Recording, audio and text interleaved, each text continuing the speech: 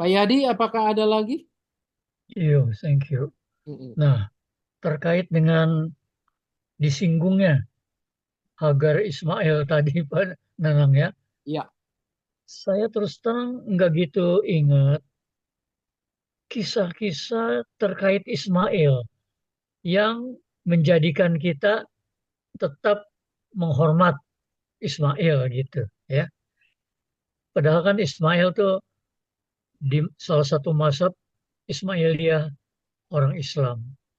Tapi kalau kita perhatikan, pendeta kita kan ada yang memakai nama Ismail kan, Andar Ismail kan. Berarti Ismail itu cukup sangat dihormati kita oleh orang Kristen kan. Kira-kira kisahnya apanya tuh Pak Nanang? baik ya. Kalau saya mengingatkan kita kembali tentang kisah bagaimana Hagar yang katakanlah diusir ya dari rumah tuannya, rumah Sarah Abraham itu. Padahal dia kan tidak minta untuk menjadi eh, katakanlah gundiknya Abraham. Sebagai budak, dia hanya menuruti apa yang tuannya lakukan atau tuannya inginkan. Maka terjadilah Abraham menghampiri Hagar dan kemudian Hagar mengandung melahirkan Ismail. Sesudah ia melahirkan Ismail, akhirnya terjadilah konflik dalam rumah Abraham itu.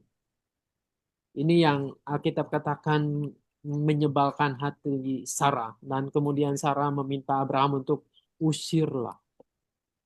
Bayangkan kalau kita jadi Hagar ya. Sudah tidak punya pilihan, sudah menunaikan tanda petik tugasnya untuk melahirkan seorang anak bagi Abraham dan kini ia diusir. Dia diusir dalam perjalanan pengusirannya itu sampai di padang gurun Berseba itu.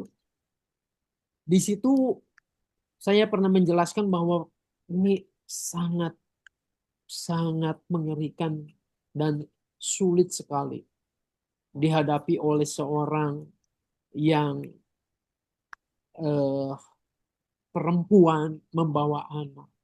Anak itu kemudian kehausan di sana.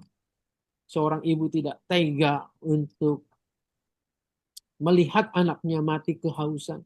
Sampai akhirnya Hagar itu tanda petik yang membuang Ismail itu di semak-semak. Dan dia tidak mau melihat, dalam hatinya menjerit ya, menjerit kepada Tuhan. Jeritannya itulah yang kemudian didengar oleh Tuhan.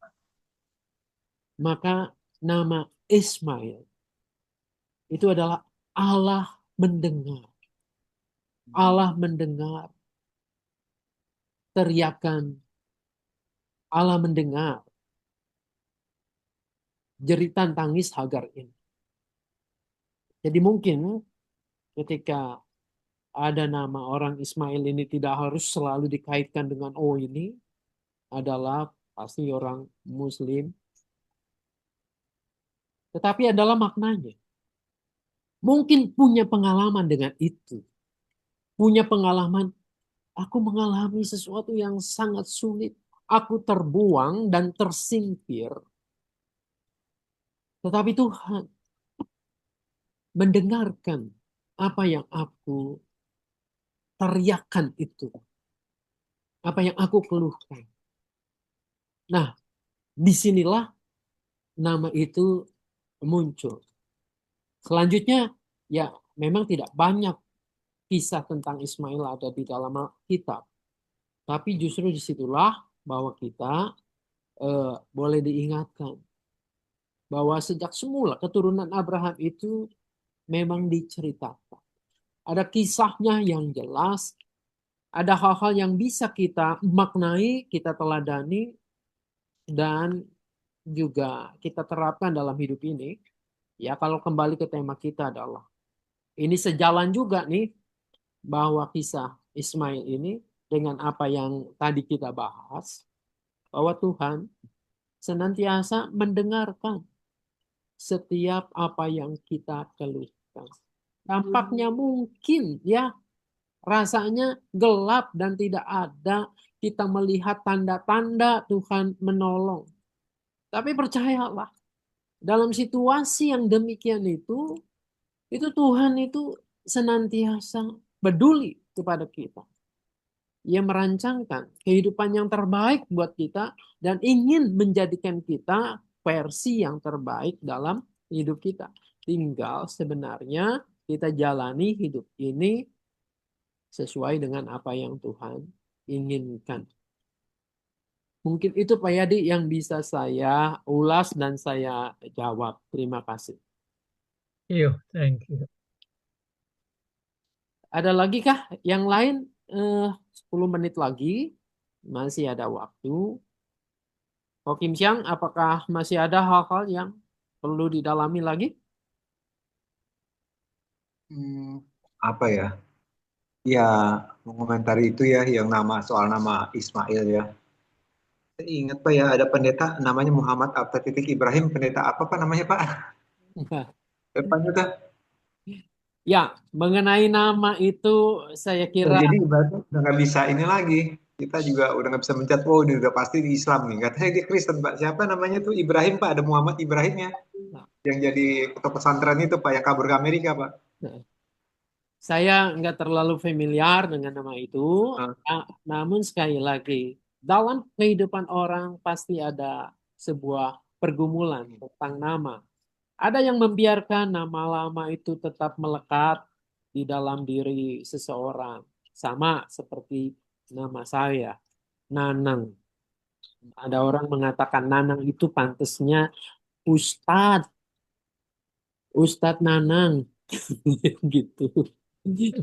Pendeta Nanang mah jarang, katanya gitu kan. Tapi ada orang yang juga mungkin suka dengan mm, nama baru. Oh, saya punya komitmen ketika saya menjadi pengikut Tuhan. Saya bertobat. Saya akan ganti nama saya dengan Theophilus misalnya. ya, Theophilus Lewis. itu adalah Theos Tuhan, Philus dari Philia, sahabat Tuhan. Kan keren sekali itu ya. Menurut saya nggak masalah. Tetapi asal dimaknai. Bukan hanya sebagai sesuatu yang oh supaya keren gitu kan. Yakub juga nanti akan ganti nama. Yakub itu artinya apa? Kalau kita baca, kita dalami dalam Alkitab kita ya, nama Yakub itu artinya adalah ketika Yakub lahir ya, itu dia memegang tangan atau tangannya itu memegang tumit kakaknya Esau. Karena itu dinamakan Yakub ya. Yakub itu bisa mempertahankan itu ya, enggak dia pegang itu supaya apa? Jangan duluan dia. Dia pegang tumitnya. Kan kalau orang atau bayi lahir itu kan kepalanya duluan gitu ya. Nah, lalu kepalanya duluan baru kakinya. Nah, ini tumitnya nih yang masih tersisa. Gua pegang dah gitu kan. Saya sih tidak tahu juga ya apakah sampai sekuat itu bayi yang apa genggamannya memegang tumit itu. Tapi ini kan ya, kisah yang ditulis Alkitab tentu punya makna ya.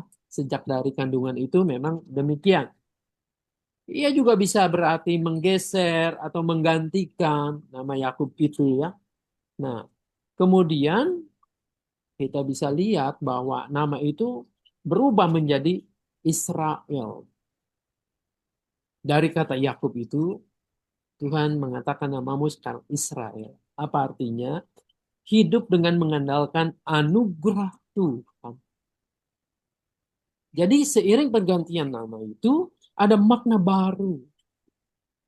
Nah, sebaiknya kita pun juga harus memaknai itu. Ada ungkapan apalah arti sebuah nama katanya. Tapi bagi budaya Timur, nama itu adalah penting. Oke, itu Kok Kincang yang bisa saya tanggapi ya dari pertanyaan itu. Iya, Nah, iya. apakah ada lagi Bapak Ibu sekalian? Pak Yadi biasanya tiga nih, satu lagi boleh sebelum kita Iya, berakhir. hal kecil. Itu Ah, dalam pergumulan Yakub yang tidur berbantalkan batu, kan di situ dia bergumul kan, ya. yang akhirnya apa pangkal pahanya kena gitu Pak. Nah, sehingga orang Yahudi nggak makan bagian paha itu sampai sekarang. Nah, Oh, pertanyaannya itu bingung aku Pak Nanang, pangkal paha yang mana itu di, di sapi yang nggak dimakan orang Yahudi itu. ya, ah ini pergumulannya agak agak berbeda Pak Yadi ya. Ini masih belum ke sana ceritanya. Oh, Nanti kalau bergumul itu ketika akan kembali, ya sesudah dari ya, rumah ya, ya. mapan, dia punya istri, punya anak, akan dibawa ke sana, itu di tepi Sungai Yabok kalau nggak salah ya. Jadi itu bagaimana nih? Aku akan kembali ke sana atau apa? Nah, disitulah sebetulnya eh, Yakub akan eh, atau Yakub mengalami pergulatan, bergulat dengan Tuhan, dan akhirnya di situ Alkitab mengatakan Yakub menang dari pergulatan itu. Akhirnya ia bisa berjumpa dengan kokonya dengan Esau. Ini kita simpan dulu. Kenapa? Nanti Yuk, baik, thank you. Ya, ya, ya. kita akan berjumpa dengan Tidak seru. kisah itu beberapa minggu kemudian di depan. Hmm, Tapi hmm. intinya soal pangkal paha atau apa ini menarik. Kenapa? Karena Abraham juga ketika eh, menyumpah atau mengambil sumpah hambanya untuk mencari menantu, dia harus juga pegang pangkal pahanya. Apa itu? Artinya gitu. Ini ini menarik ya. Jadi disitulah ada simbol-simbol tertentu yang bisa untuk menyatakan sesuatu yang lebih prinsip. Nanti kita akan ulas pada waktunya. Terima kasih Pak Yadi. Yuk, thank you. Ya, baik. Teman-teman, saudara-saudara sekalian, malam ini ketika kita membahas bagian ini, saya sih berharap ya, bahwa ini tuh bukan hanya teori, tetapi sesuatu yang mestinya berdampak bagi hidup kita.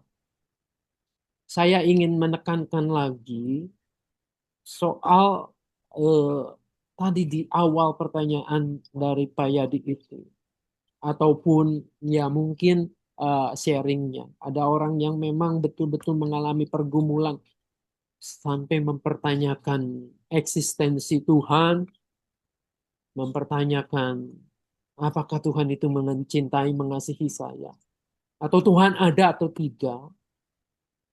Nah, sekali lagi, ketika kita menghadapi situasi seperti ini, percayalah bahwa Tuhan itu ada, bahwa Tuhan itu peduli.